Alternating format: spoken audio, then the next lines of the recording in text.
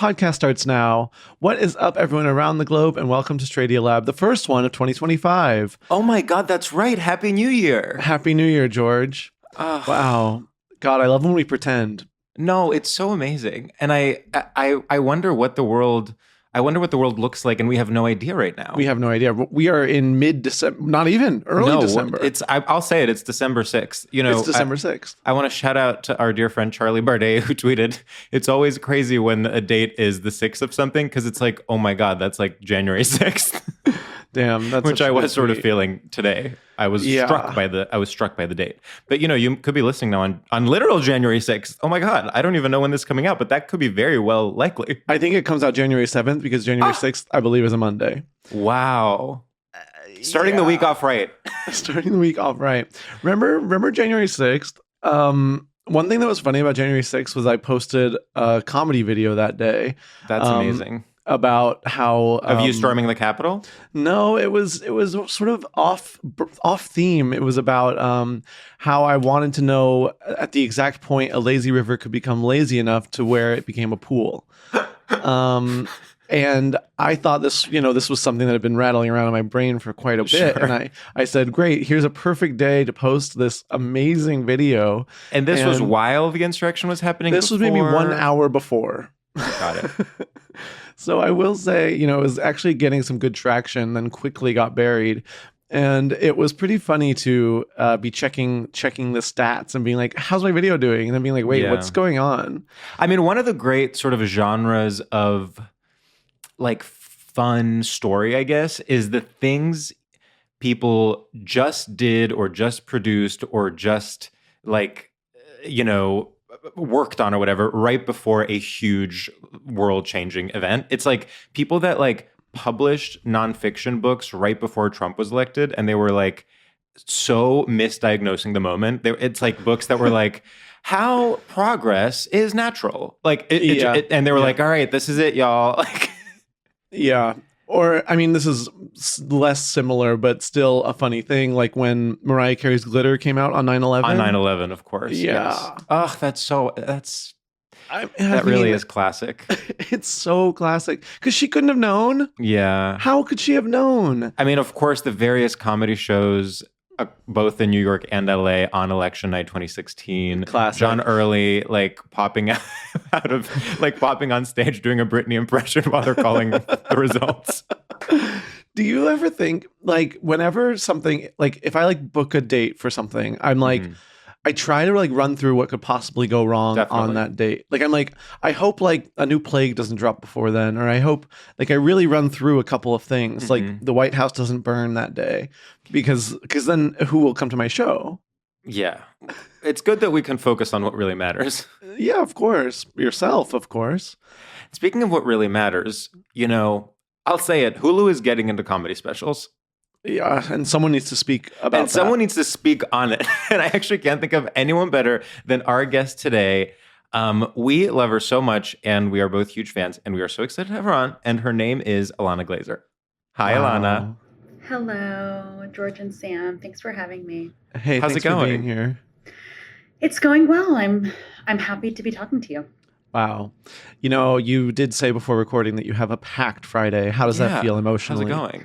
It feels I'm starting the release.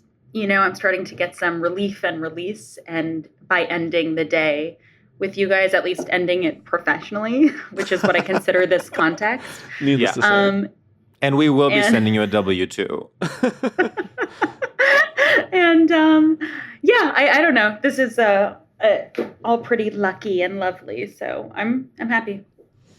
I'm contented, I guess. Okay, good. How are you guys today on December 6th, not January 6th, and yet December 6th, coming out on January 6th? Yeah, it's so similar. 7th. I had I'm okay. I'm good, actually. I had I've been in LA for officially like 1 year. Wow. Oh, from Isn't New that York weird? before? I was in New York before, and it was a big part of my identity for 12 years.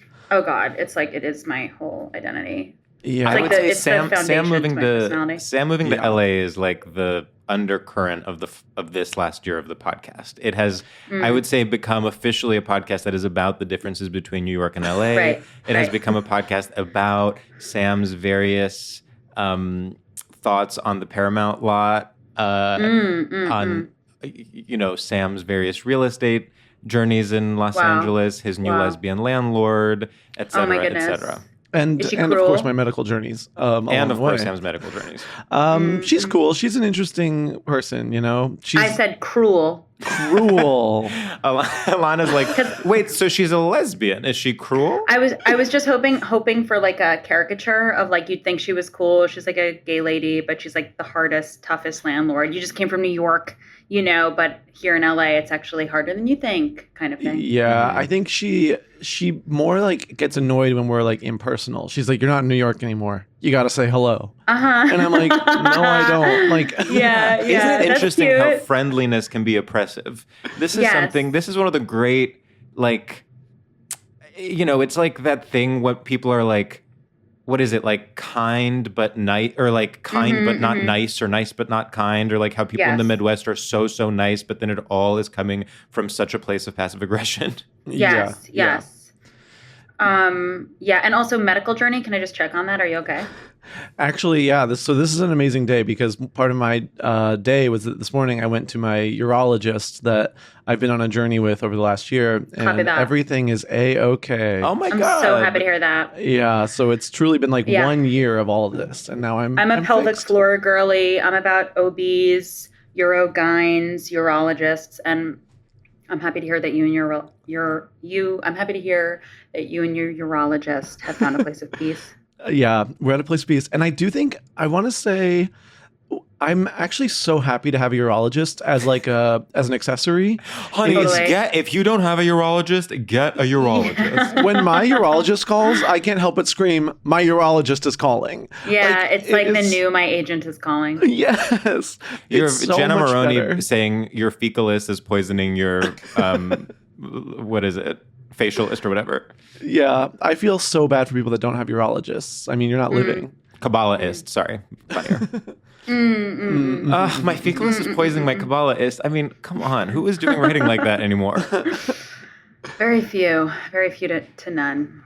I guess it hadn't occurred to me, Sam, that another journey that we've had since we started this podcast, in the beginning, I was having minor butt surgery, and then we moved to you having sort of major butt surgery. Yeah. Wow. So now the ball is back to me again, and we'll see how it goes over here. I can't wait to see what you come up with. I'm excited for a new medical issue. I think it's coming. How old are you guys? Wow. Awesome question. Ilana. I'm 37. I'll offer mine first. I'm 35. And I'm 33. Okay. I'm the baby. Okay, you little baby. So I'm like really getting into my health journey and like doing all my prophylactic medical appointments. Like I'm having like a weird little heart thing. And so I got this like heart monitor, and I was like, oh my God, my heart monitor. And then now I have like the follow-up appointment where I'm going to do like the stress test and run and stuff. And it's just like, it's exciting. Yeah, no, that's awesome. Have you always been doctor forward? No. Actually, this is not to immediately go gay versus straight, but this is something I'm curious about. Like, I think this could be argued both ways. Like, is it more gay or straight to have hypochondriac tendencies and to not that I'm saying that's what you have, obviously, but to have to be like into preventative care in this like obsessive way? I would say gay. I would say gay. I sort of think so too. Fully gay. Yeah, I think it's because like gay. Straight guys, like they're like, I don't know how to care for myself, and straight I think guys, it's like the arm will be off their socket and it'll be hanging off their body, and they'll just be like, anyway, I have to go to the gym. Yeah. There's also like literal statistics of like when straight men get married, they live longer because their wives make them go to the doctor. Well, this is a whole other issue of like the most dangerous period in a man's life is between mommy and wife, because they could die at any moment because they have no one. Oh, it's true. And women who are married to men live shorter because we have so much responsibility. Psychologically, they're being poisoned. Damn. No, I'm Ilana, I'm kind of similar right now. I'm like, I went to the dentist for the first time in 8 years. Oh my God. And the dentist now is like for also like cancer screenings for your like throat and tongue and gums and shit. It's not just, we're not talking teeth cleanings anymore, babe. It's like about cancer. Wow, I had no idea. The dentist, it's not just for your teeth anymore. Yeah, you want them looking down there. You know what I mean? Like the up there, down there is what you want from your dentist. Do you go to one of those trendy dentists, Ilana? That's No. I go to like a farty office. Okay. That my husband was like obsessed with this doctor, actually, this dentist, because she has such gentle hands. And she really does. She's literally was a ballerina and then became a dentist. And like, it's almost like her fingertips are dancing along my gums. Oh One my of the God, most what amazing a beautiful things. Story. So here's the thing with dancers. Thank you, Sam.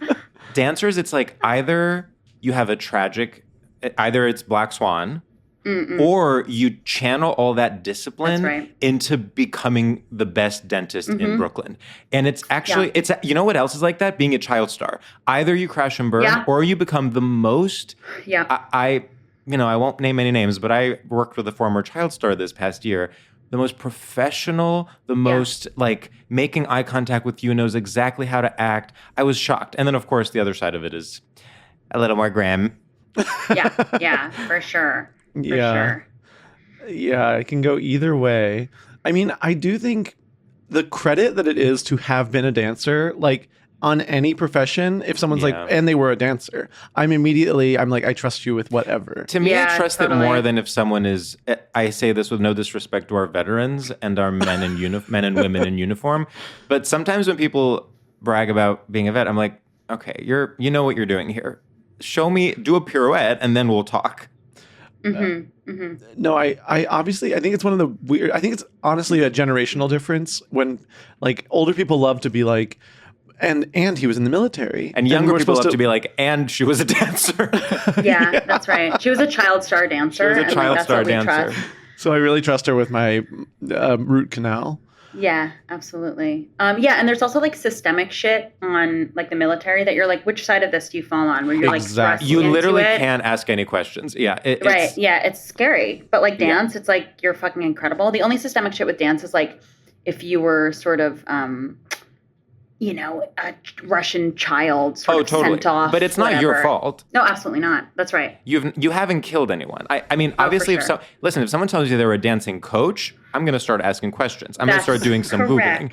But if you were a dancer, you are traumatized, and it's on you to turn that trauma into a dental practice.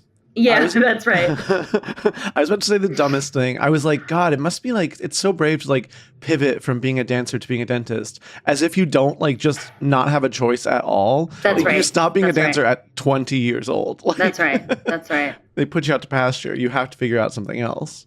Yeah. Should we jump into our first segment, Sam? Whoa, sure. Is that crazy? Am I being so rushed? I mean, it's a little faster than normal, but I think that could be great and free up some time in the future. Okay, stunning. So, Ilana, our first segment is called Straight Shooters, and in this segment, we gauge your familiarity with and complicity in straight culture by asking you a series of completely nonsensical questions where you have to choose one thing or another thing. Think of it like a Rorschach test. Don't think about it too hard. The one rule is you cannot ask any follow-up questions about how the game works, or we will be so mad at you. I hate when people are mad at me. That we will take back every nice thing. We're going to send you to the dentist, and we're going to tell her, do whatever you want to this person. And this is going to be a former military dentist, by the way. Honestly, great, because I need a screening, and I need to know if I have cancer. Yeah. Okay, well then yikes. All right, I prefer dancers, but okay. Sam, go. Okay, Ilana. Nosferatu on Christmas Day, or oh, you've got to try my delicious cake. Oh, you've got to try my delicious cake. Everybody hurts or everybody poops? Everybody poops. Childlike wonder or warlike plunder? Oh, childlike wonder. Okay. A bouquet of roses or a ballet with poses? A bouquet of roses. Oh, okay. Being assassinated or getting ass as a form of payment? Oh. Getting ass as a form of payment. Ass as a form of payment is literally like a Broad City episode if I've ever heard one. Yes. Okay, Ilana. She's a brick and I'm drowning slowly? Or I got the ick when he suggested bowling? She's a brick, and I'm drowning slowly. Okay. If you care to find me, look to the western sky. Or if you're feeling hungry, I'll cook up a shepherd's pie. Oh. If you're feeling hungry, I'll cook up a shepherd's pie. Wow. Okay. Broad city or applaud. This is witty. Broad City. Woo! Wow. I would say, Sam, yours were so good today. No, yours were to die for, George. Think you really, I was like, he sat down, took out the notes app, and said, today we're going to make history. Okay, we have to rank Ilana on a scale of 0 to 1,000 doves. I have to say, I think that was a really great performance. I thought that was a really amazing performance. It was giving generational talent. I think she immediately understood what was being asked. And there was a point of view. There was a perspective. I like that sometimes Ilana went for the more obviously funny choice, and sometimes it was like, no, I'm going to pick a bouquet of roses. Yeah. I don't care that you made a little joke with a ballet of poses. This is about what I want. Yeah, Ilana wasn't going to get pushed around by two random gay guys. Yeah, today. she's like, who are these random gay guys, and why are they making rhymes that barely work? This is my show. I'm here to promote my Hulu special, and I don't care about Everybody Hurts or Everybody Poops. So I'm going to go ahead and say 922 doves. I agree. Yeah. 922. Thank you, boys. You know, where there was room for improvement, of course, is there was there was so much confidence there that I was like, where's the vulnerability? Yeah, where's the vulnerability? Ooh. Okay. You know, of course, and Ilana, you're coming in with a turtleneck, businesswoman. Business hours. The earrings are very courtroom. Oh, my goodness. Wow. Okay. The pressure's on. Yeah. But it's a 922, which is actually one of the highest scores we've had in a very long time. Wow. Yeah, we've had. Yeah. Okay. I didn't even quite know it was a performance. You know what I mean? I thought it was more like it was almost like it felt like math.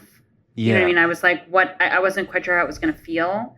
But then I feel like I found a groove. I was enchanted by the options. Yeah. And by the word smithiness.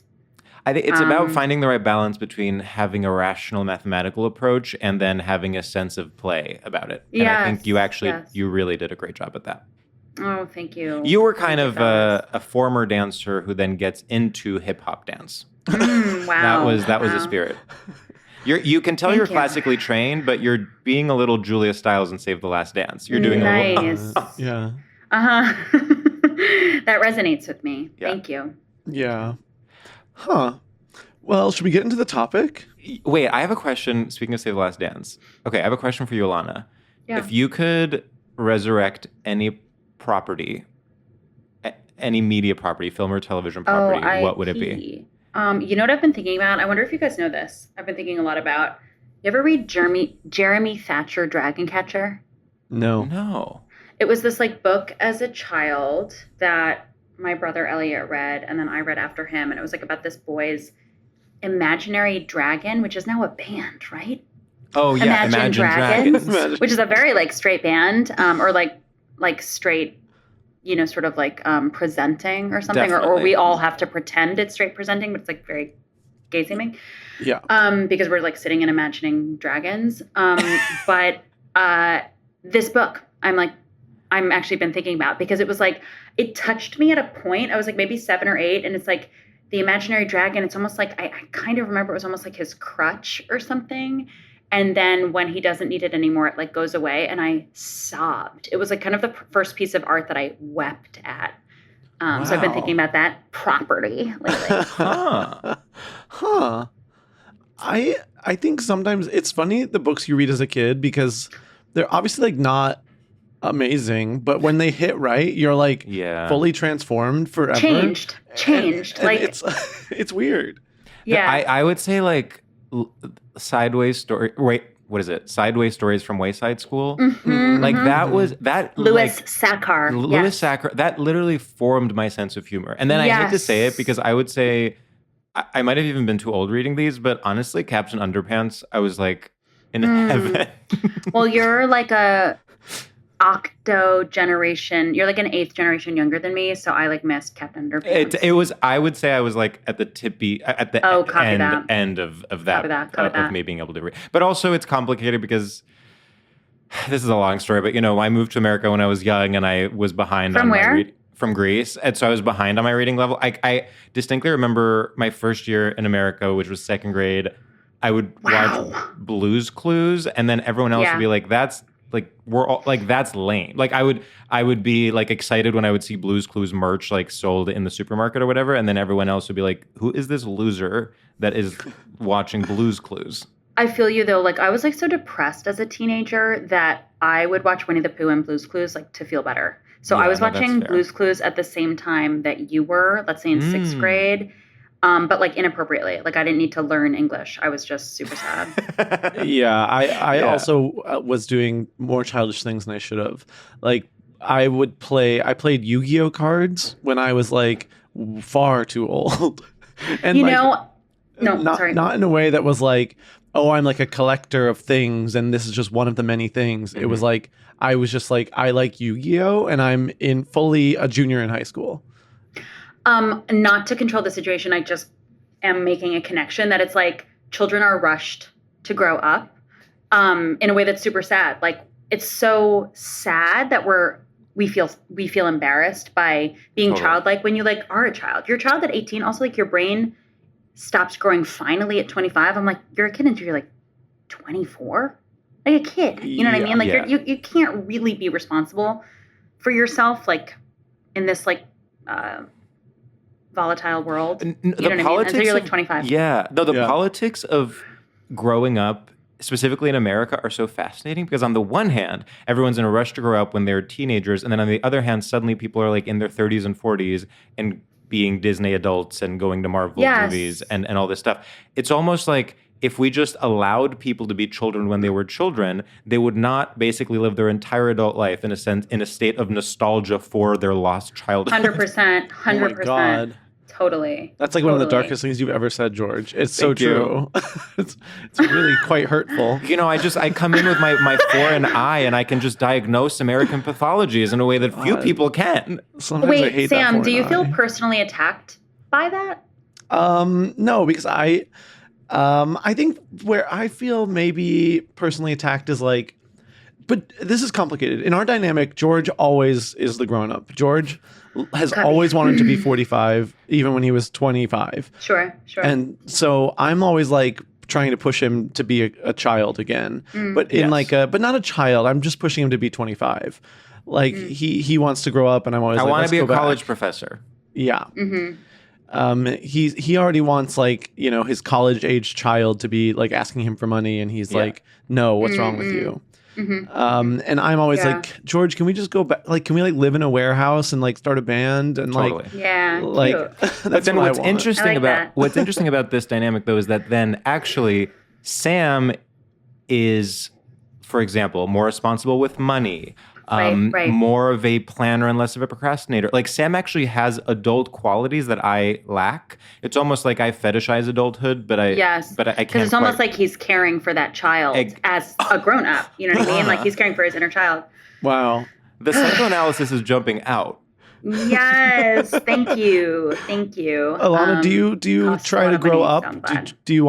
Do you try to grow up fast, or do you try to stay young forever? No, because I was like very elderly millennial, like very young. Me and my best friends growing up and we were like so uncomfortable. And the boys were gay, and we were all like, when we just get to the city, everything will be okay. And when we get out of here, like we won't be, it was very like Jersey Shore energy. A lot of people on Jersey Shore are actually from Long Island. Like that's where we grew up and with whom we grew up. And, but like, honestly, like I also love Long Island and I love the Long Island spirit outside of conservative politics or whatever.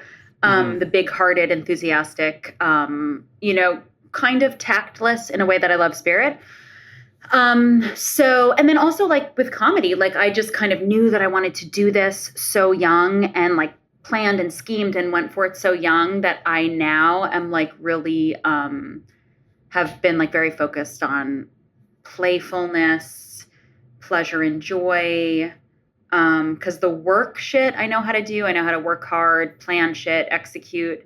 So I really love, that's why I'm like kind of valuing what your natural dispositions is, Sam, as like actually like the, no offense, George, but the more advanced thing that like I aspire to Totally. be, you know, because I'm like, damn, that's a freedom. That's a comfort with yourself. That's like both a gift and a practice. Hope. Wow. Yeah.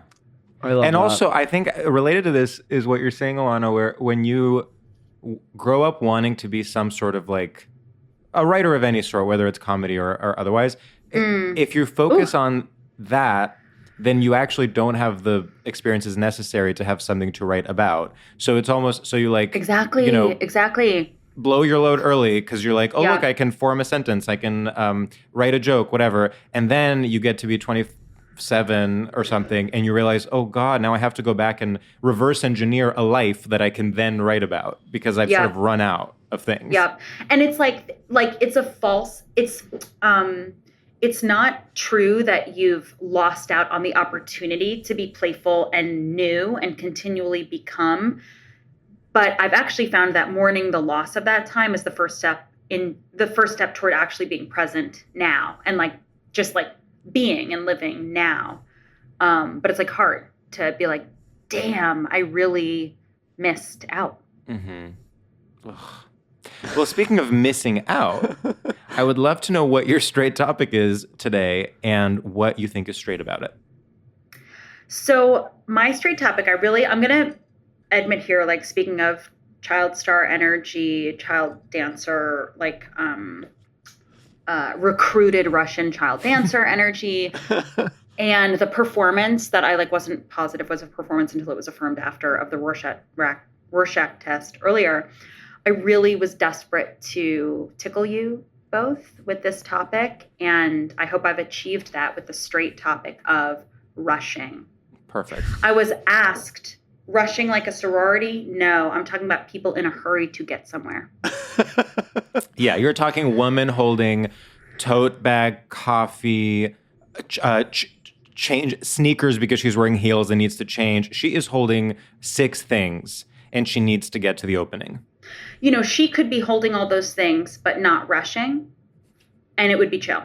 Yeah. Mm-hmm. But if she's rushing and she's prioritizing her plans above others, it's very straight. Yeah. Is that good? Yeah. Okay, great. Okay, and goodbye.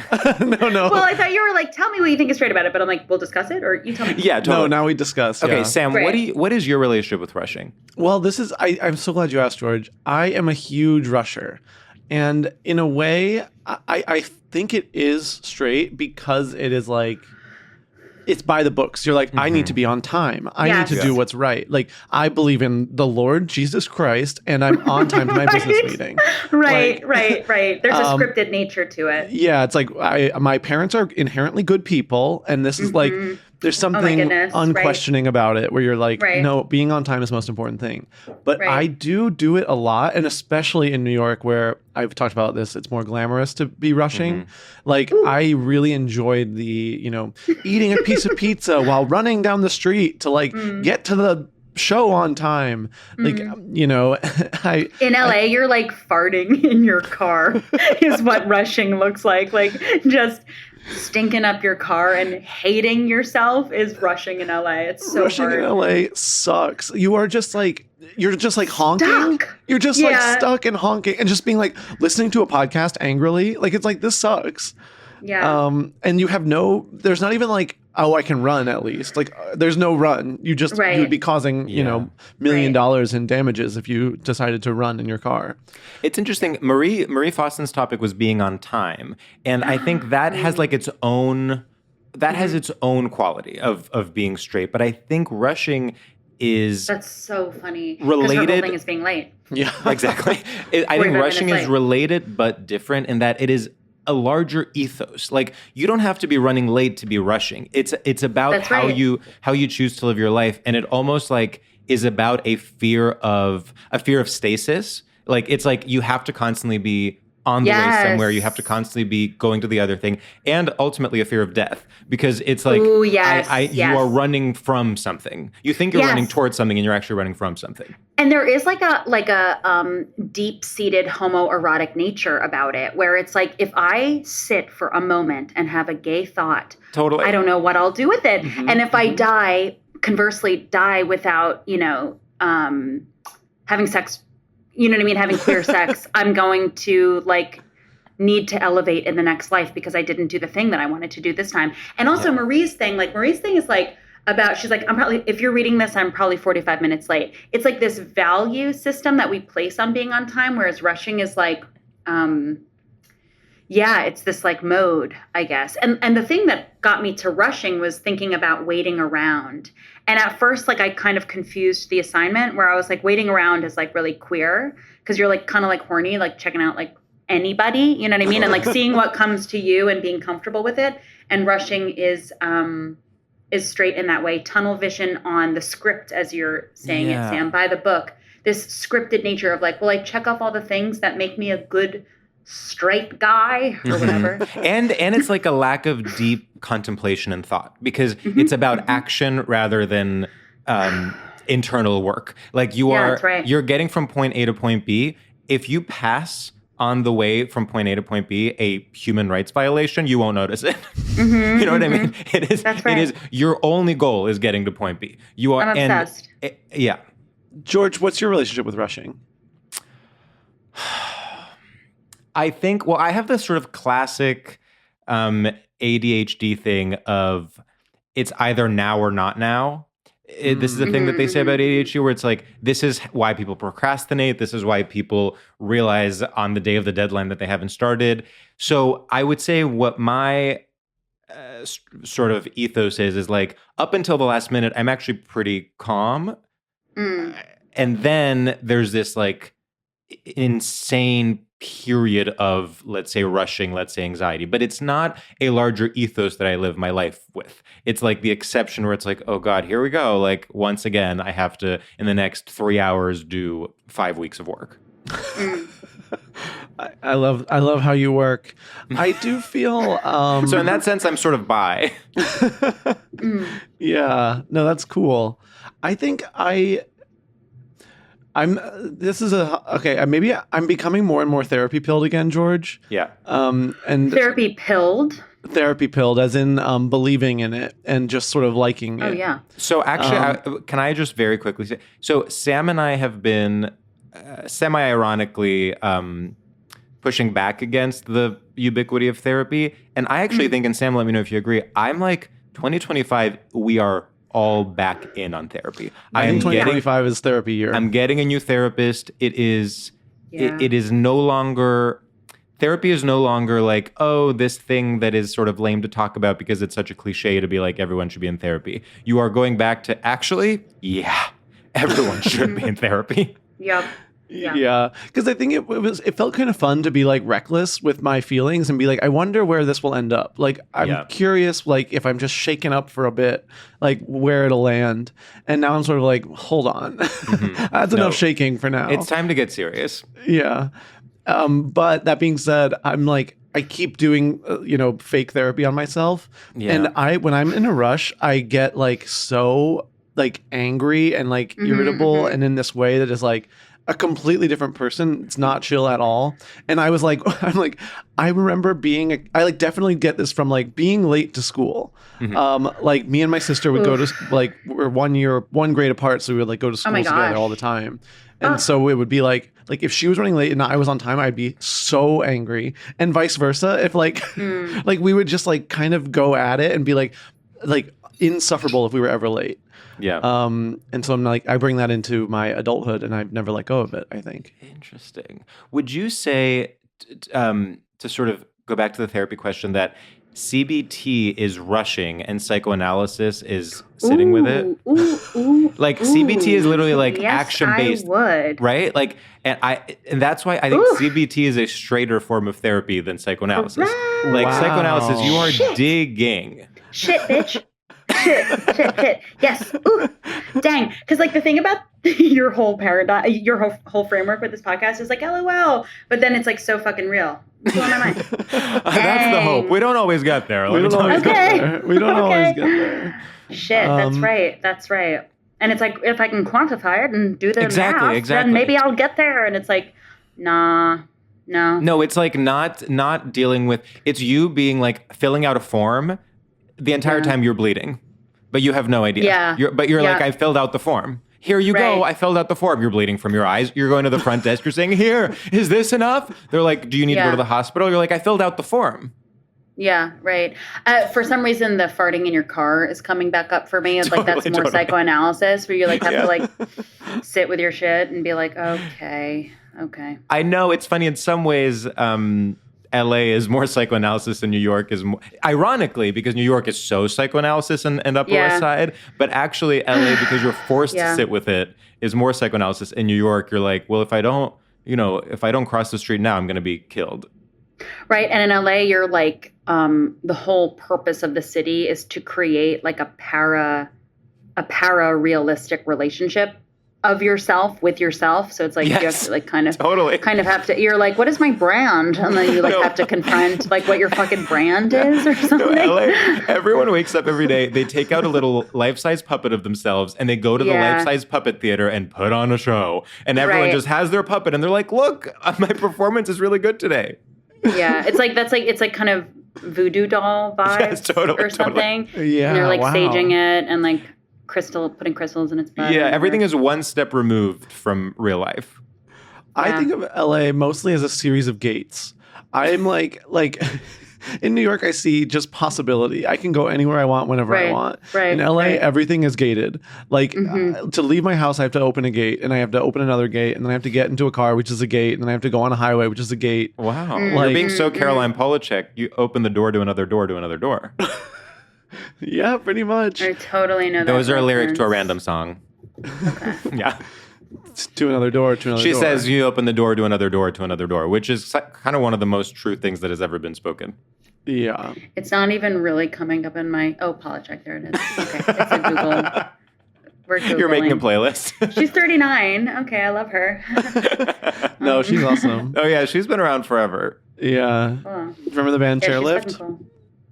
Nope. Well, she was in it. She's gorgeous. Wow, she's gorgeous. beautiful. Yeah. Beautiful, fashionable. Chic. Kind of iconically, like, I don't want to say airheaded because that's offensive, but there's something very like airy about her intellect. Like she'll be sort of about her intellect. Damn. Oh, you like, really do mean it. She's a great, she'll have like great lyrics. She'll have great music. And then one time she posted something that was along the lines of like, stop comparing me to Kate Bush. I'm my own person. But like no one was comparing her to Kate Bush. Yeah. No, it's really tough. It's tough. It's tough to be an alt pop musician, and all of us are know lucky that that's not our life. Yeah, we are lucky. Yeah. I mean, okay, I want to go back to rushing. Yes. Like emotionally, do you guys feel guilt when like I think there is something to the rushing comes from like wanting to please others or something. Ooh. And I feel that pretty hard. And I'm like, do you both feel that or no? I would say it's interesting because you think that in rushing you're pleasing others. And of course you don't want to be, 5 hours late. But I actually often think the people in my life that are the most in your face, are almost like performatively anxious, always out of breath, it actually creates a bad vibe, like you actually are more, it's much more, it's nicer towards other people if you have a more calming presence, even if you do happen to be 10 minutes late. Like the sort of classic kind of like New York figure of the person who's like, slamming the door in. She's her dog. She's like carrying her dog, and the dog is like mid poop. She's like getting into the restaurant, like accidentally like knocking over a table. You're sort of like, if you just calm down for a bit, it would actually be a better experience for all of us. Yeah, there's something when you like said that, Sam. It's like I'm thinking about like brushing really usually has to do with what your perceived expectations of yourself, pleasing, like that type of pleasing others. And it's like there's something outwardly imposing about rushing that is not self-contained and not like self-definitive the way that the queer experience calls for. Yeah. Okay, I have one more. Okay. This is the only argument I have for rushing potentially being queer. Ready? Yeah. It's dreaming that you can have it all. Because I think I'm most likely to rush when I'm like, I'm going to go to this thing, but I'm going to get a coffee before. And I know that this could like throw everything for a loop. Yeah, but like I packing have it to in. try. Yeah. Sort of like stuffing your like face, you know, kind of. Yeah. I relate to that. Packing it in. I relate to that. No, totally. And also, you know, it goes back to a lot of these things, like the fear of death, for example. Of course, it is a straight quality, but it is also historically a very queer quality. Like it is like the instinct to want to make the most of a life and to not want to settle is very queer. And so I could see a way, you know, I could see like a queer argument for sort of this, having this like all-encompassing zest for life. And in order to do it all, you have to be constantly on a rush. In a rush. But I will say that there's something, the straight version of rushing is like not about that. It's much more about like getting to the meeting. Yeah, because go ahead, Sam, sorry. Oh, well, it's taking something that's a personal issue and making it like a societal issue. Like suddenly your feeling is now everyone else's problem. You're pushing, you're shoving, you're outwardly a problem. Yeah, because the queer version of it, I wouldn't actually say is really rushing. It's like an insatiable thirst. It's in the context of oppressive straightness, like what we're talking about. Yeah. It's also maybe a more psychological and emotional rushing. It's like you're, you know, not to like romanticize, whatever. It's like your brain going a mile a minute because you are, trying to interpret all the different contradictions of the world and trying to see how you can live as other in a world that's not made for you. Like there is a sort of a constant intellectual quote unquote rushing happening because you are trying to find the right way to exist in the world. Whereas the straight version of rushing is much more external. It's like there's nothing going on up here, but you're running on the street. Wow. Wow. Yeah, no, that makes sense. Kind of. Sort of. I'm like, sorry, when you said that, all I was thinking about was like how when like scientists in movies about scientists like have that big moment where they're seeing all the numbers and really breaking through. That was like, but that is kind of queer though, don't you think? No, that is queer. That is absolutely queer. And I was like, agreed. I was just sort of mourning that I'm like, that's never going to happen for me, is it? Like, I'm never going to have that moment with all the numbers. You can have it with all the words. Maybe I can have it with I feel words. like that is like that's like the difference, kind of like rushing on the street, like you're saying, and nothing's going on up here, but like the sort of homeland formula is like a different thing. It's like revelatory or something. Yeah. And I feel like, Sam, I feel like I'm witnessing a couple homeland moments from you already today. I don't know. And also like the fact that you're in LA and you made this big move after 12 years. I'm like, I'm sure you came to some sort of like existential calculations to make that move. Yeah, I'm going through them always, even a year in. Oh yeah. I've been here for like 18 years. I'm like still going through them, which is good, right? Like it's like means you're like alive. Yeah. Because there is this like thing that we're talking about rushing, but it's like just this sort of painful running that is being alive. Mm-hmm. Yeah. What do we think of like rushing? I have something. Okay. What about like people that rush to sort of succeed? Like people who at like 22 are like I'm going to be a doctor. Like I need to, like the rush to grow up, I guess is sort of what I'm saying. Like, I know we talked about it a little bit, but like more in like a businessy way. Like people that like graduate college and are like, right now I have to go get a big job and throw my humanity out the window. Wow, what an amazing way to bring it back to our initial conversation. It literally was like the rushing of from childhood to adulthood. Yeah. That is straight, right? Or is it?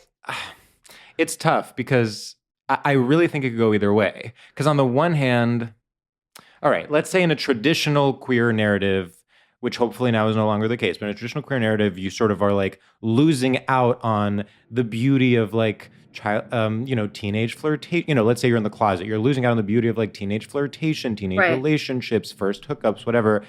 And then the stereotype is that you sort of make up for it after. And so maybe gay people are more sexually active when they're like in their 20s and 30s, whereas everyone else is getting married and having kids. So that is in fact the opposite of rushing. It is delaying adulthood, whereas straight people are so desperate to have sex at 13. They're just like, I have to, like, straight men are just like, if I'm not jerking off, I'm not living. So I guess in that sense, you could argue that rushing to adulthood is straight. In a different sense, you could argue that rushing to adulthood in the sense that like, oh, let's say you're a little queer, precocious kid and you're like, just like lonely and into books. That's also a form of rushing because you're like trying to be more of a grown-up. I don't know. What do you think? I think it's more of like, I don't necessarily think of that as rushing to grow up. I'm more thinking of the rushing to grow up as like the only reason I would think it was the queer side of it would be like, you like want to prove to everyone that like just because you're gay doesn't mean you're like not like serious. You're not a serious person. Sure. So you would like sort of like graduate college and like put that painting hobby aside and work in consulting now to prove that like you're not stupid. You have $200,000. Well, I also think that's related to, obviously rushing, as we said, you're running from something rather than to something. And I do think a part of the queer experience occasionally is that you are running from some form, until you accept yourself and you are a beautiful person, you're running from some form of shame, some form of self-loathing, some form of like internal closetedness. And I do think that often is what is like the fire under people's asses that makes them immediately go into consulting.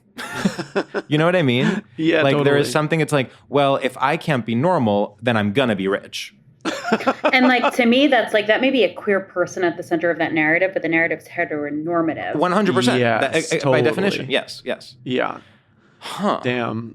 I definitely was like the closeted one who was like, maybe if I can get really successful by 23, no one will be able to tell me I'm closeted. I mean, we talked Me about too. this with Vanessa Bayer when we were talking about gay students in student government. It's like, if I can't be straight, I'm going to be president. I was literally president of my class, junior and senior year. Exactly. Yeah. Because it's like, it was just like so uncomfortable. And I feel like it's like straighter to not rush in middle school and high school because you're like making out and you're actually on script. You know what I mean? Whereas I felt like me and my best friends, we were like, let's leave so we can write our script. You know what I mean? And oh my gosh, my best friend Daniel was like president of National Honor Society. And it was just kind of like, we're sort of writing a script from these roles because we are not being cast for the roles that oh my God, that is genius. Yeah, totally. Whoa. It's literally like the roles don't exist for you. Exactly. It's sort of like when Reese Witherspoon started producing because she was an aging woman in Hollywood and there were no roles for her. She had to produce that, Wild. And guess That's what? Right. She made one of the best movies ever made. That's right. Wow. Super sexy too. Yeah. Yeah. Huge shout out to Reese. Ugh. Hey, Reese. We know you're listening. We loved Wild. Just like a sort of new opinion. She's always looking for new IP. So I think, we'll see.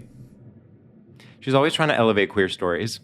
I guess, is she? Definitely women's stories. Women's stories, yeah. Huh. Okay.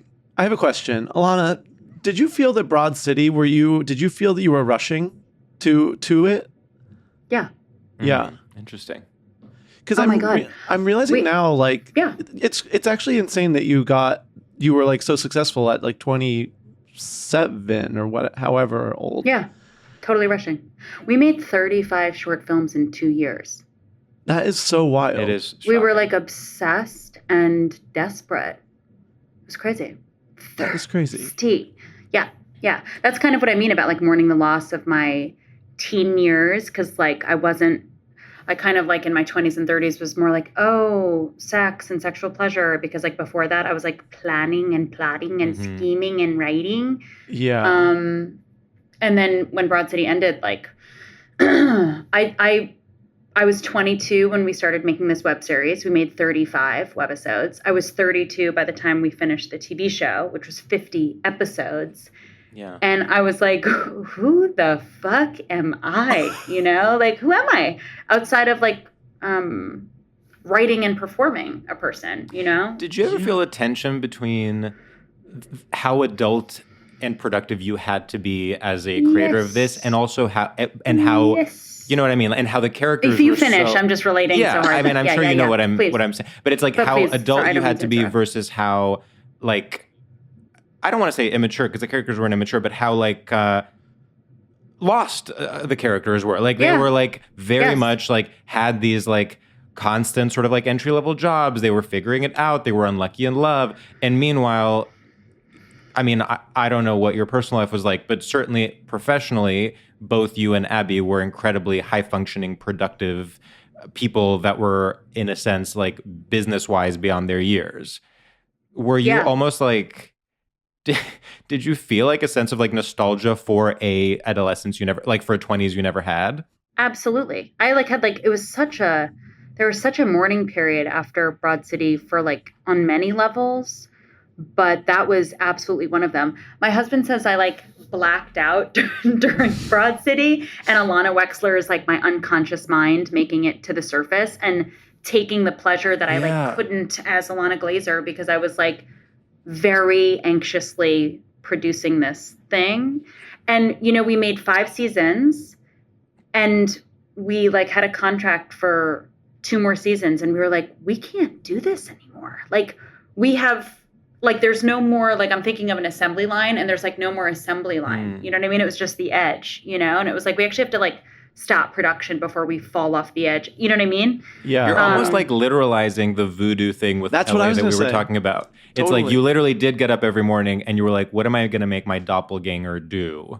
As a sort of Exactly. Both conscious and unconscious projection of who I am and how I feel. Right. And it's like, it was so authentic. Like Abby and I really met in this scrappy comedy way, and it was coming from us, and we named ourselves. So like that almost made it more confusing, the distance between the characters and our real selves, where it was like, but aren't they us? And aren't we in such control over da-da-da-da-da? But it's like we were like discounting like actual God being in control. You know what I mean? Like we were like discounting like spiritual, a spiritual narrative that we couldn't see because we were so tunnel vision. Like, I got to get to work, you know, or whatever. It was like, completely resonates with me what you're saying. Yeah. Wow, that is so interesting. That is crazy. What a weird thing. Not to go into promo mode, but would you say that like your desire to then recommit to stand-up was a way to be like, I want to be as literally myself as possible? Like it's like I want to be not playing a character, or does that not resonate? Well, it does. It does resonate. I like joking.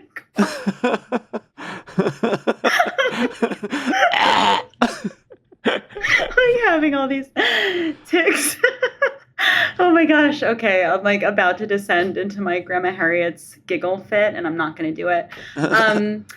What you're saying describes, or what you're saying rings true for me at the beginning of creating this hour. Yeah. But not when I like locked in, because I really am in psychoanalysis, and my analyst was like saying to me, I've said this like a few times now in podcasts, so I really apologize to anyone who's heard this before. But my analyst was like, I was talking about how much I like couldn't stand myself right after Broad City, like how much I like fucking hated myself in stand-up, but needed it. And it's like, I just felt so torn.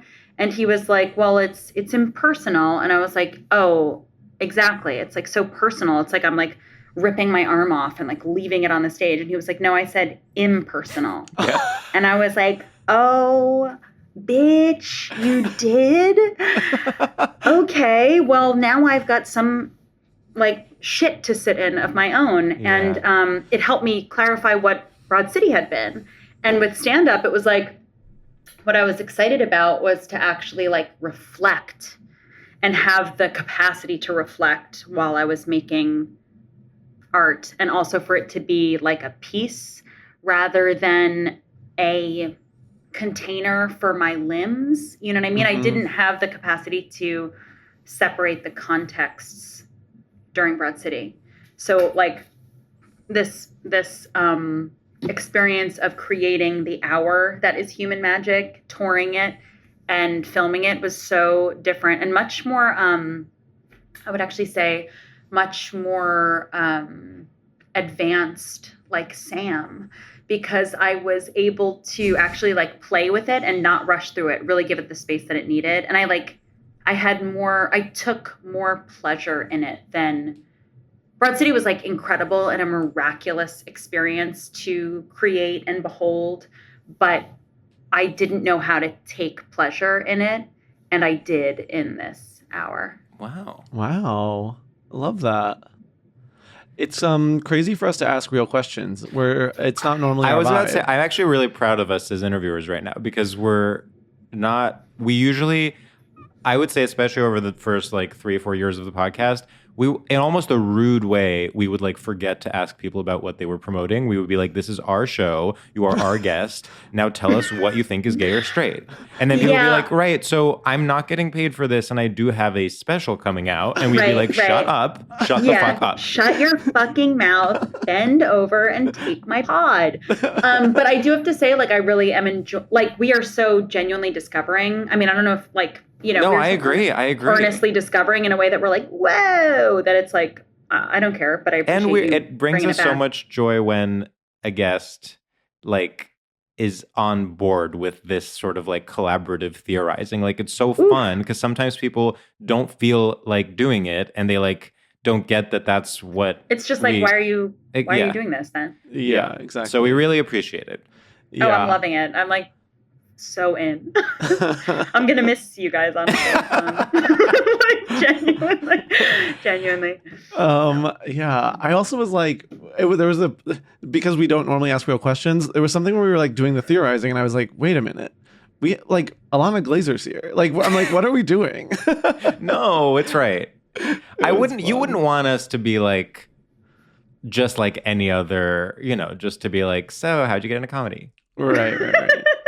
That would be so straight. Yeah. Wait, that would actually be iconic, though. That would be iconic if you came up and we were like, so how was UCB? Yeah.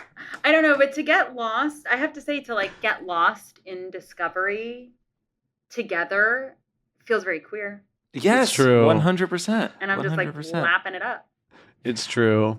Okay, well, should we do final thoughts on Rushing? Or Sam, do you want to... Final thoughts on Rushing. Yes. Final thoughts on Rushing. To me, I do agree that it's mostly straight. The one other queer thing about it is I'm thinking about like rushing through the rain.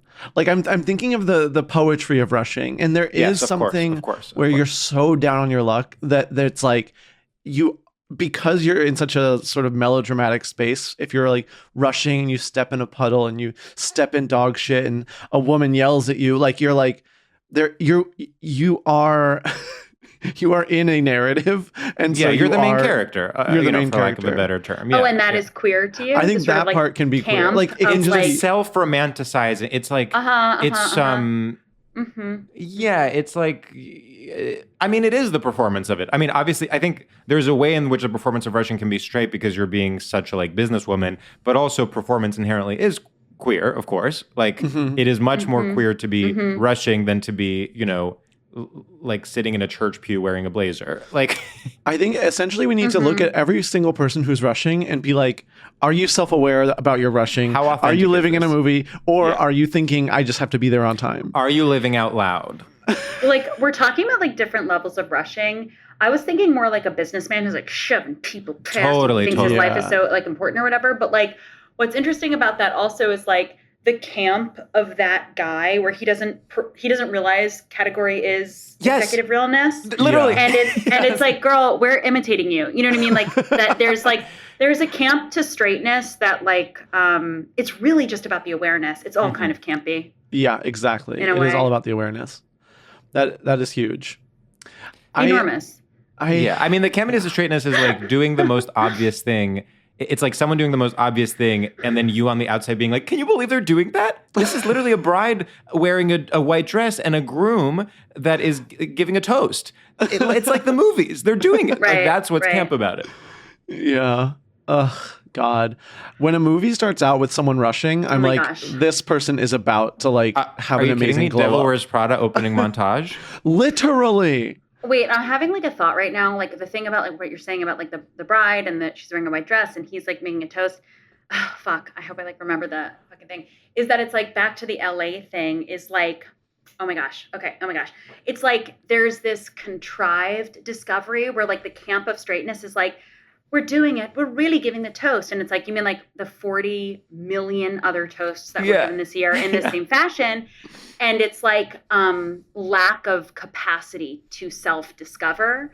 Whereas like the queerness is almost like the genuine, true new discovery, which is like also what you say about performance. And it's not even like, who are you fucking? It's like how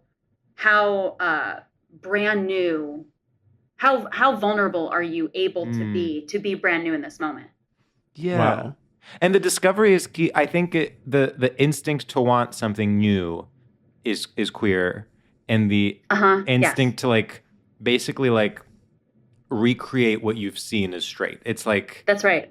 That's right. Huh. Huh. Wow. Stunning. Like, I mean, truly. I think we've Honestly, really stunning. covered rushing. I think. I'm never gonna like.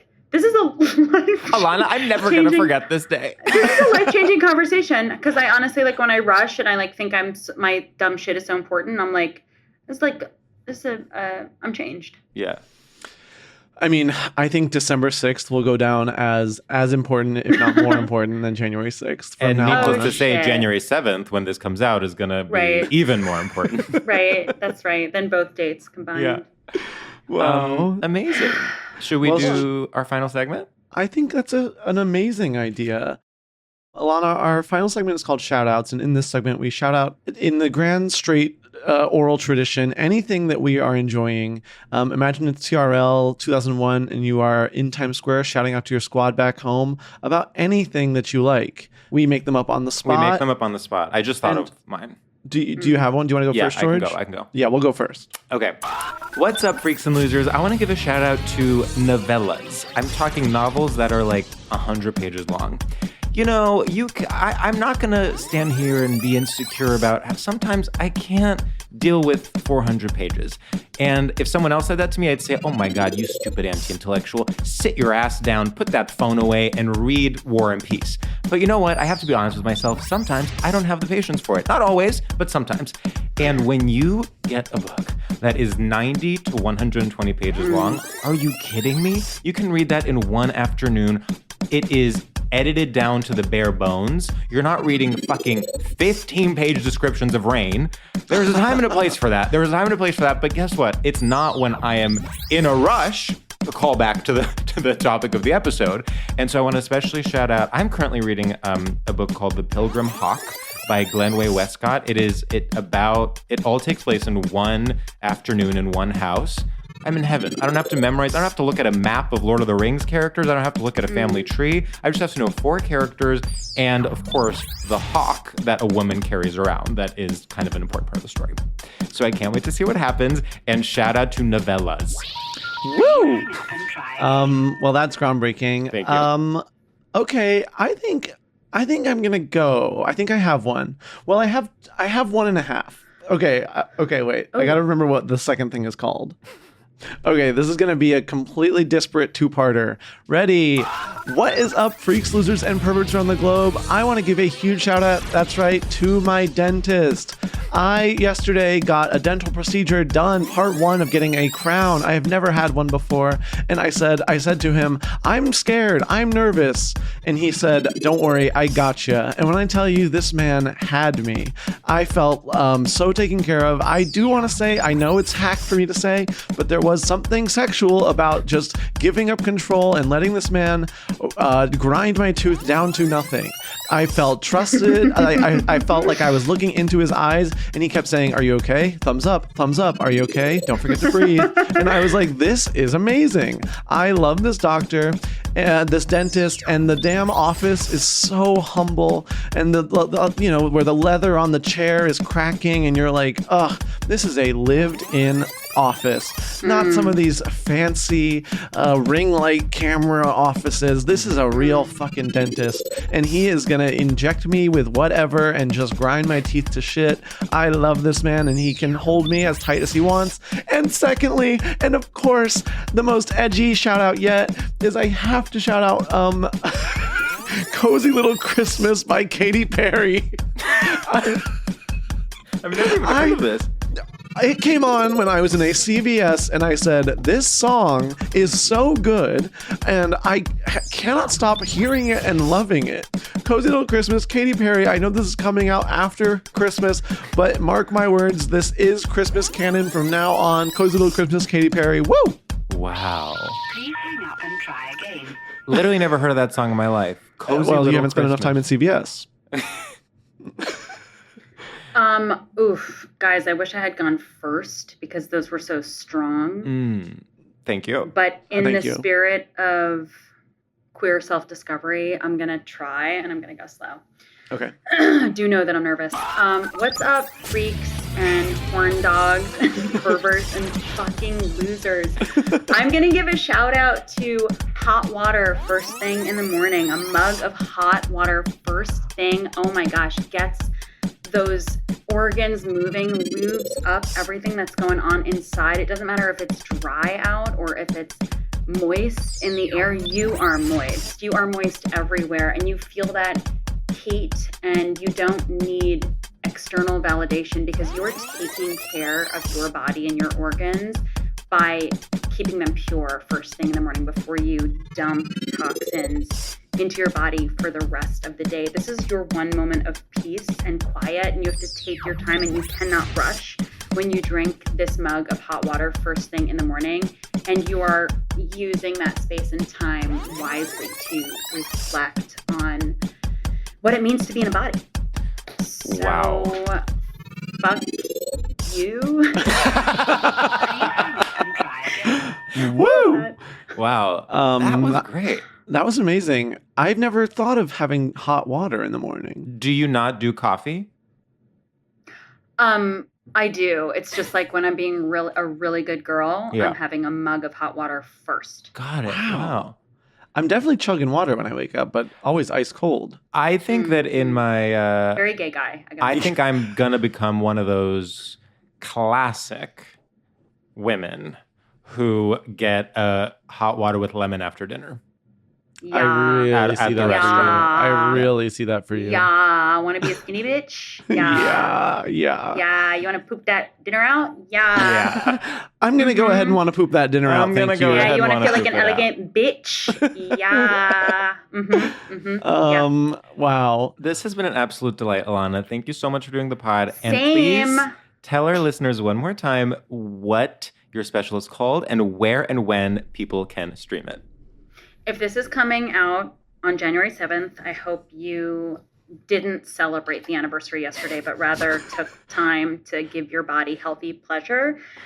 You can currently watch my sophomore stand-up special, Human Magic, on Hulu and Disney Plus worldwide for those, Greek and international Of course. listeners. Yeah. Wow. Well, thank you so much for doing the pod. This has been a real treat. Thank you, I'm thrilled. Ilana. I'm honored. What a pleasure. Well, bye. Bye. Bye. StraightioLab is a production by Will Ferrell's Big Money Players Network and iHeart Podcasts. Created and hosted by George Civeris and Sam Taggart. Executive produced by Will Ferrell, Han Sani, and Olivia Aguilar. Co-produced by Bei Wang. Edited and engineered by Adam Avalos. Artwork by Michael Fales and Matt Grubb. Theme music by Ben Kling.